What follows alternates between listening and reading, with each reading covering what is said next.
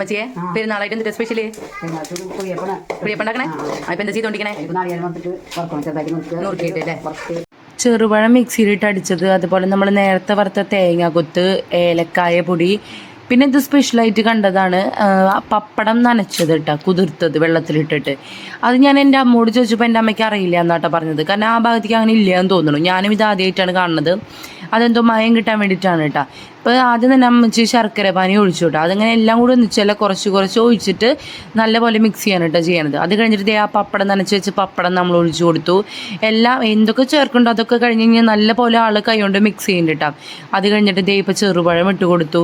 പിന്നെ ലാസ്റ്റായിട്ട് ഏലക്കായപ്പൊടിയും പിന്നെ നമ്മൾ നേരത്തെ പറഞ്ഞല്ലോ നമ്മുടെ തേങ്ങ കൊത്ത് വറുത്തത് അതും ഇട്ട് കൊടുത്തുട്ടാ. ഇത് ഈ കുഴിയപ്പം ഉണ്ടാക്കുന്ന സമയത്ത് ഞാൻ വിചാരിച്ചു പിറ്റേന്നാണ് കേട്ടോ ഉണ്ടാക്കിയത്. അപ്പം ഞാൻ ഉണ്ടാക്കാമെന്നൊക്കെ വിചാരിച്ചത്. അപ്പോഴേക്കും അമ്മച്ചി കാലത്ത് നേരത്തെ എനിക്ക് ഉണ്ടാക്കിയിട്ട്. അപ്പം അത്രേ ഉള്ളൂ. ബായ്.